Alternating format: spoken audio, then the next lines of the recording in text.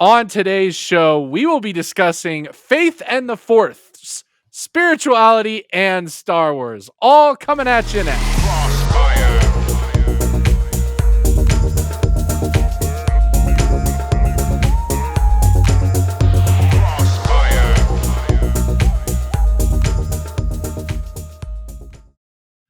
What's up, everybody? I am Russ Dornish with Crossfire Faith and Gaming, and joining me today on the show is my co-host, as always, the Reverend David Petty.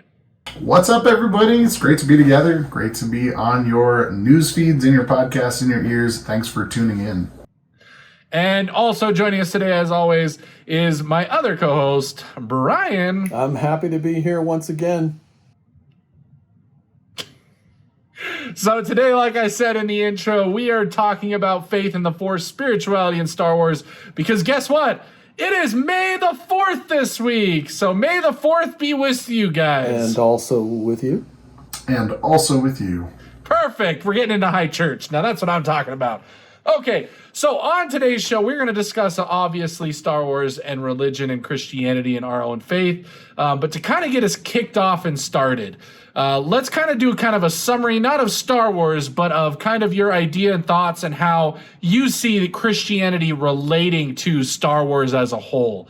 David, what are your thoughts on how Christianity and Star Wars relate to one another? Yeah, so Star Wars is really a universe that was created by George Lucas in line with the faith stories of our many traditions. So I see the concepts of spirituality, the concepts of who is God, right, is what the Force is all about. So the Force is like one language for God that, some people call God Yahweh, some people call God Jehovah, some people call God Jesus, some people call God, all the different names for God. I just blanked for a half second. All the names for God, George Lucas calls it the Force. So I think there's so much spirituality that's just kind of imbued into this franchise from the get-go because it's so universal. Brian, what are your thoughts on how you see Star Wars relating to your faith and Christianity as a whole? Yeah, I think it's interesting to jump off of David's point of, even though I George Lucas has said he didn't intend for the Force to be sort of within the Judeo-Christian tradition, I think there's still a lot of spiritual truths and, there's a lot of pieces of faith journey that we see in Star Wars that I think are still really relevant to our own faith journey. And that's why I think it's an interesting topic for us to look at as Christians. Because I think there are still things we can learn and parallels that we can draw with both within, the Bible in terms of stories there, as well as our own faith journey.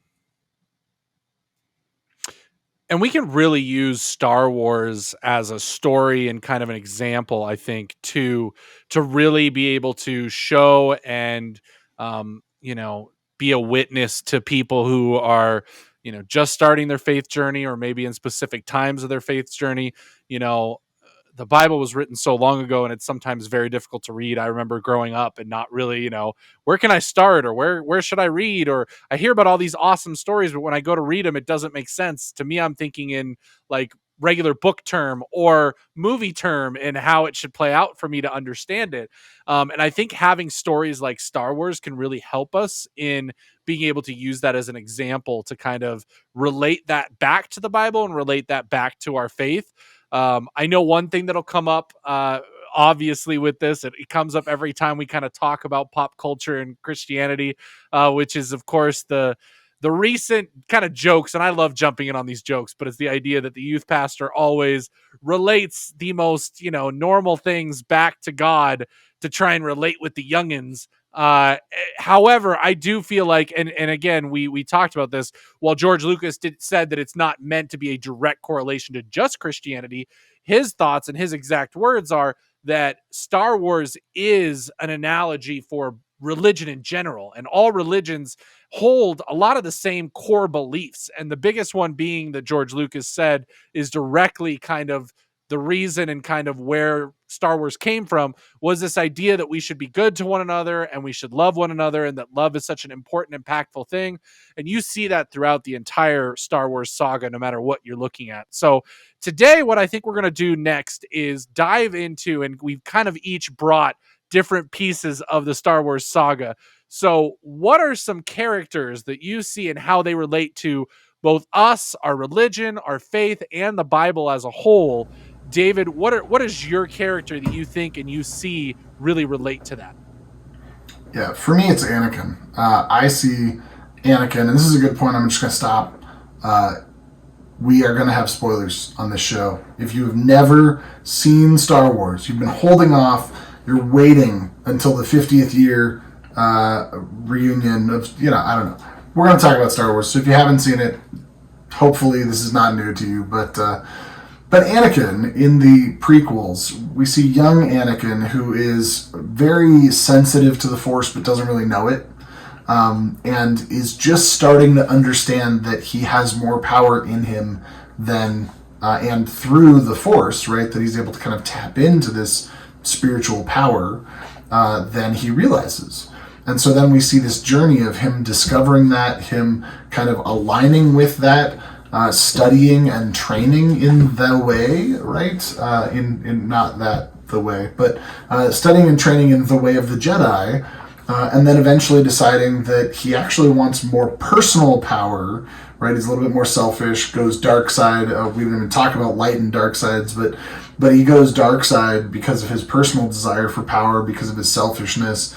But even at the very end, like, even though he is this despicable character, and I love this because it's such a parallel with the biblical stories of Moses and of Paul and of King David, and kind of these characters that are at points despicable people because of what they've done, but that Luke on Anakin's deathbed, right?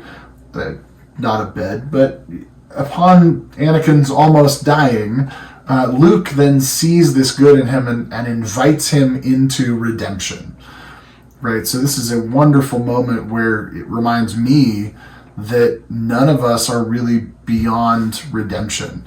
That despite how despicable we may have been, despite how unholy our past is, that God sees in us better versions of ourselves. So that's, for me, Anakin is kind of one of those key characters that's one of the threads that goes throughout the whole series, but also then ties in with so many biblical narratives that it's hard to ignore. So, Brian, what about you? What are your narratives? Who's your character? Yeah, and mine jumps right off of what you just talked about in terms of a redemption story.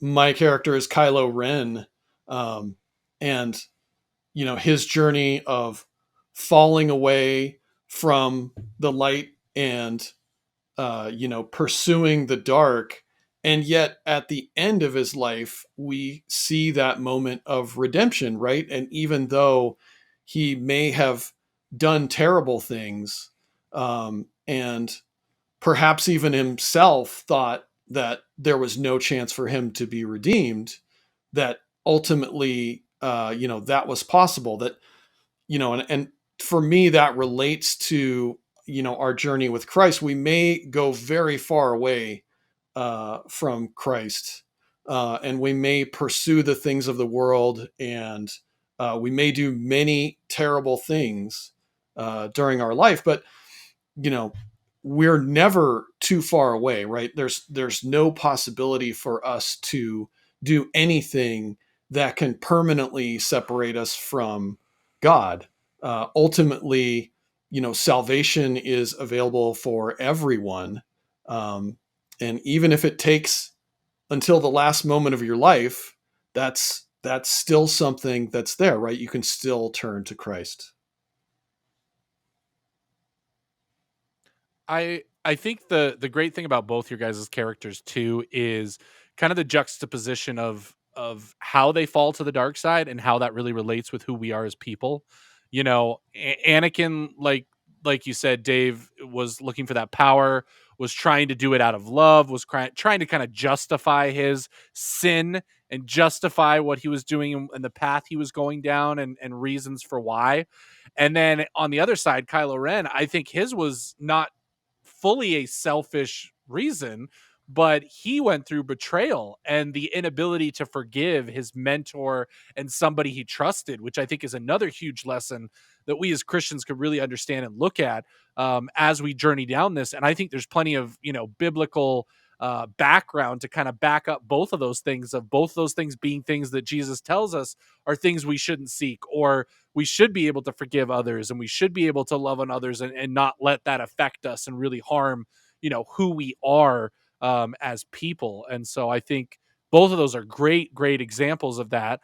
On my end, I'm looking at kind of the relationship and kind of the evolution of a character that is Luke, and then also him going through his Jedi training in a different way with his Jedi Master Yoda, and how that kind of started off and went. Luke is this kid that has no idea kind of what's going on. He's kind of brought into this world.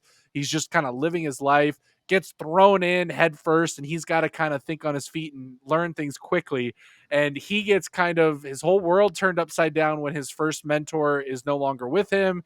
And he's told that he needs to go see this Yoda fella that's supposed to be a Jedi master that can help him, bridge that gap. And when he gets to the planet, it's a gross, dingy place that he's just like, I don't want to be here. I don't want to do this.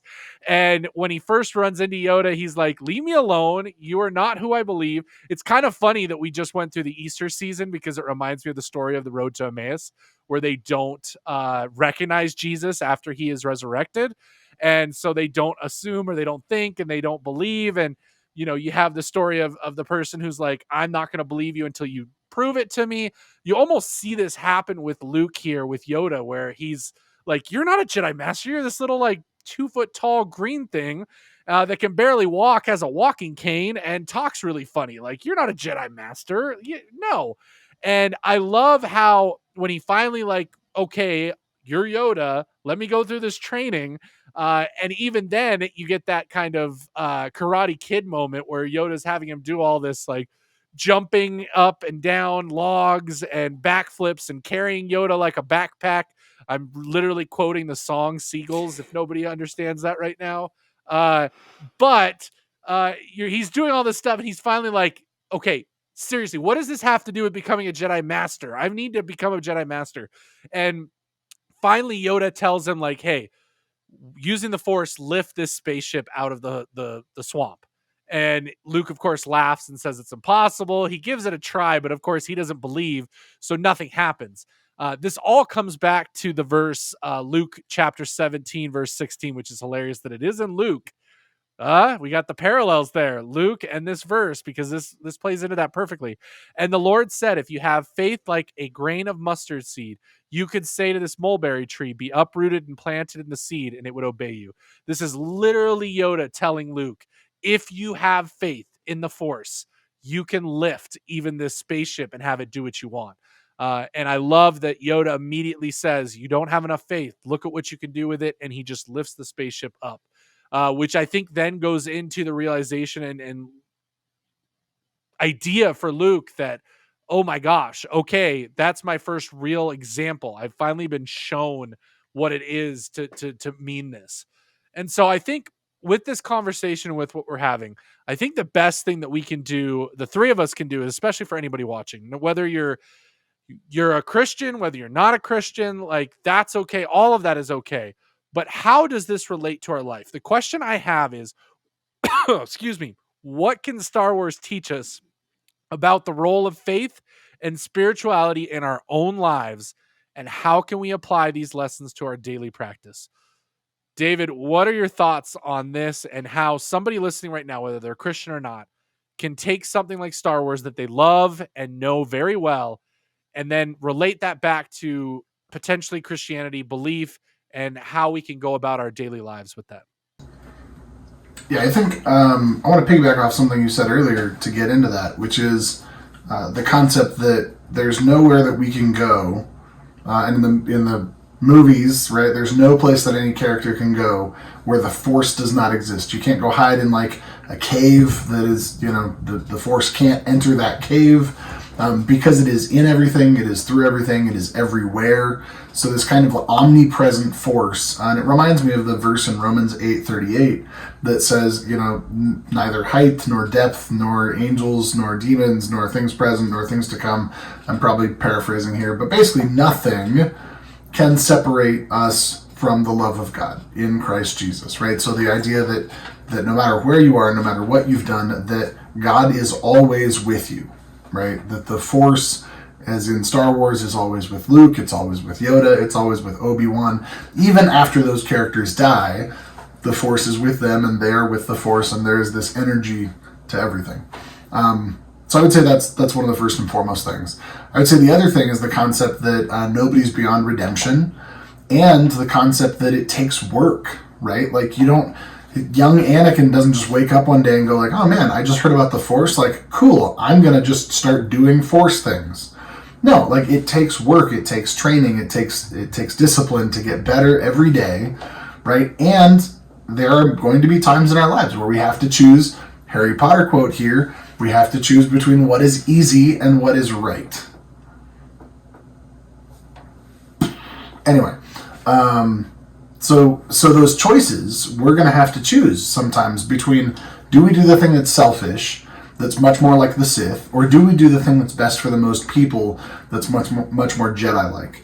And then I think the last concept I want to bring into this is the concept of community and apprenticeship, if you will, right? That we see these Jedi Masters, and they take on trainees, and they, at one point there's like a whole school of Padawans. Sad what happens to them. But that if this is going to be something that we continue to share with other people, we have to share it with other people, right?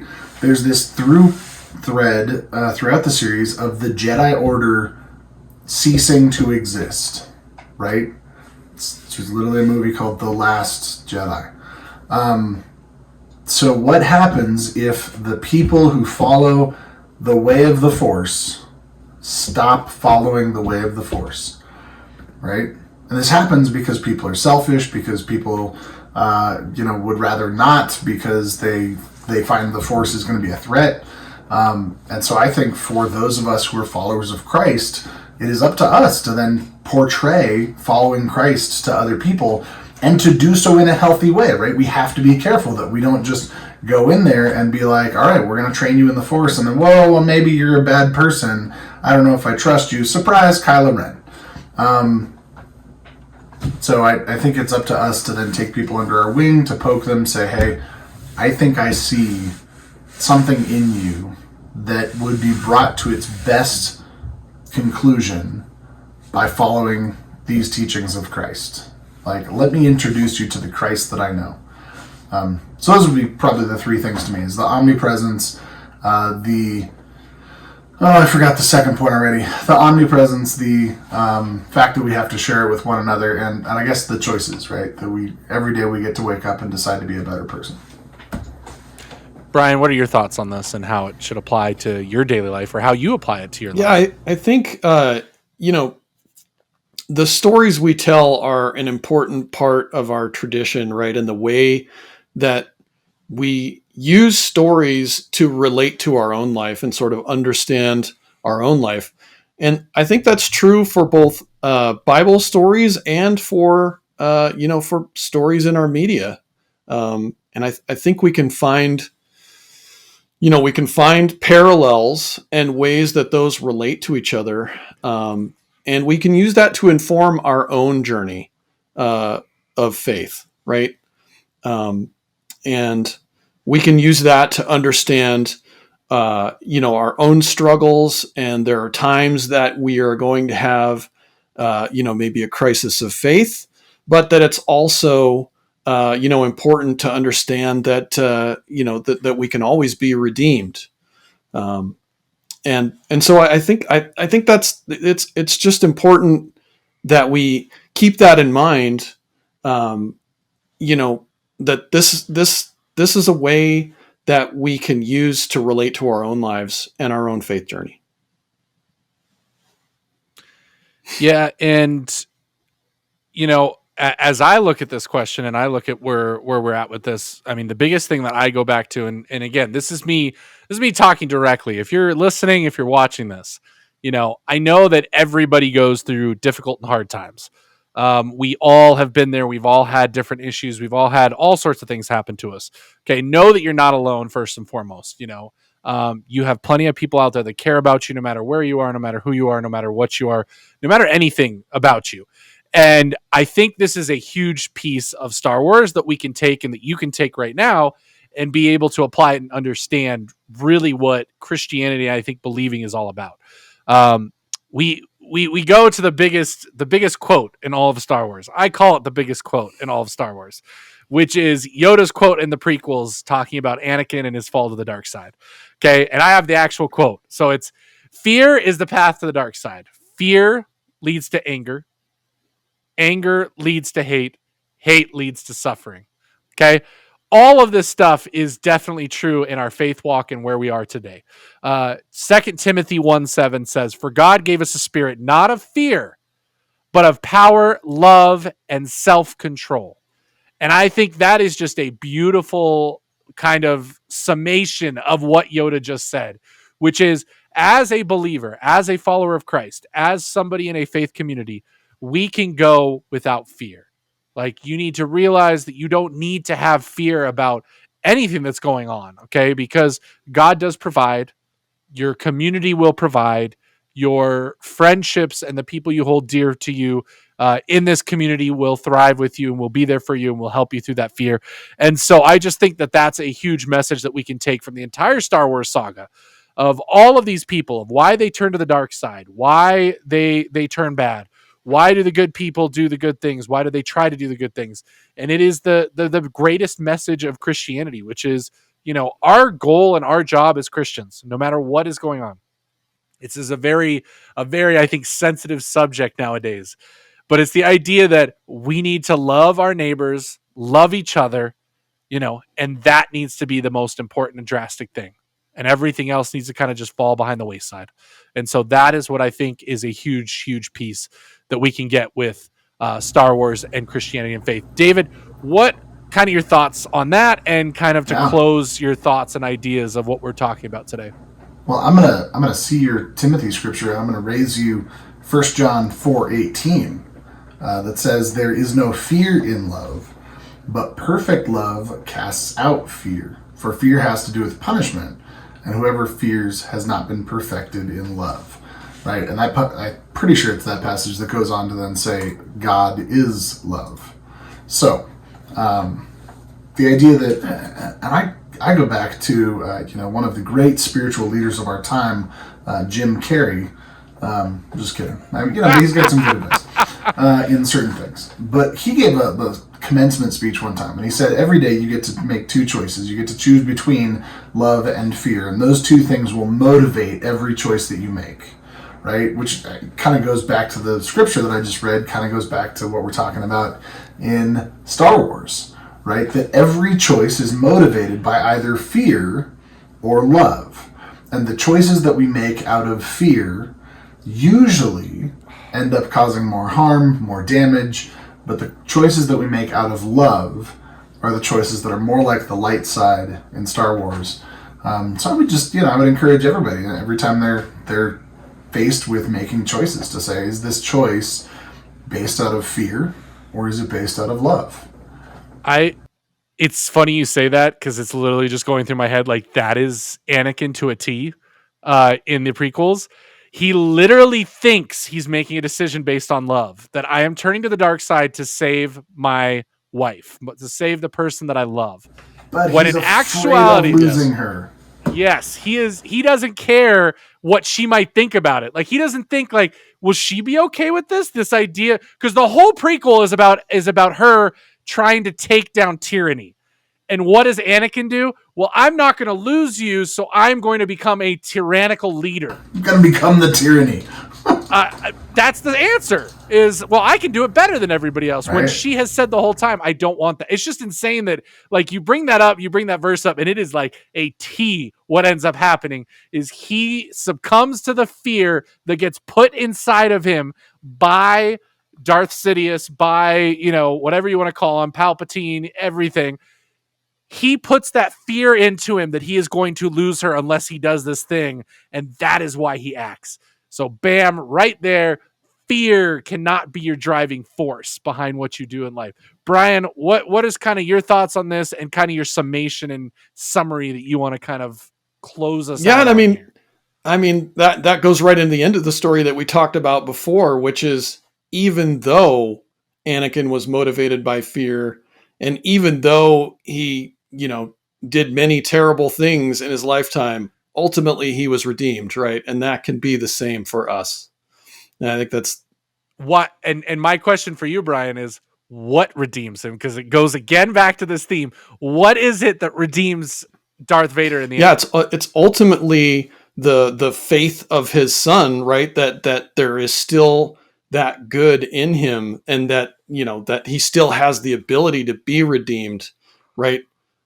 You know, ultimately it's the sharing of that message faith, that and that faith, the relationship is called love. Love. Right. Yep. It is wish I could Luke's drop my love. mic. I can't. I know. Mic drop. I you know, even just talking about this, like, we're seeing the bookends of the story that George Lucas told, which again, I think, you know, there's a lot of problems with the new movies. We get that. We could have an entire podcast about that. I think, honestly, having this discussion here, I'm seeing part of the reasons that I think it failed is because it did kind of miss the overall real true deep theme. Like, yes, we got the redemption of Kylo Ren and all that, but I'm also just seeing, like, Dave, you talked about the idea that, you know, there is work that needs to be involved. Well, part of the problem that people have with the new movies is Rey doesn't really put in any work. She just becomes a powerful Jedi like almost overnight. There's a little training montage. There is, but that didn't come until like the third movie when they finally started showing her doing that. My point was, like, literally without any training, she's doing, you know, forced waving and telling people what to do and you know, all that stuff. And it's just like, it took others a lot longer to be able to do that. But she's got lots of midi-chlorians. Correct. She's the ultimate because she's, you know, a clone. Well, whatever. Yes, connected to that. But the point is, like Brian said, and what we just said, the bookend is fear turned Anakin to the dark side. Love brought him back. Luke's unwavering, unconditional love of his father to say, I love you no matter what, Dad, and I don't believe you're a bad person. And that is what changed him in the end. And I think that is the biggest thing that we can take as Christians going forward, and the thing that we really need to see and understand about Christianity, which is it is about how we love one another, and it is about how we go about doing that. And can we do no harm to others, and can we not succumb to the fear that we have in our own lives? So I think that's kind of a great bookend to this. Any last thoughts, David, on this? It's about how much God loves us. Yeah. Yep. That God looks at us and says, I see what you've done. I see the past you've had. I see that you have been less than perfect. But I still love you. And I still believe that we're going to go back to the podcast stuff we talked about one time before, that, you know, if you just look at the original creation narrative found in Genesis, that before there was original sin, there was blessing, that we were created to be good. And so God sees us and says, like, you know, like the prodigal son, come home. I'm not disappointed. I'm not upset. I'm not going to punish you. Come home. I love you. So I think that for us is then to take that love of God and extend that much grace to everyone we meet in every situation that we're in, to say, I will forgive and believe in the best in you because God believes in the best in me.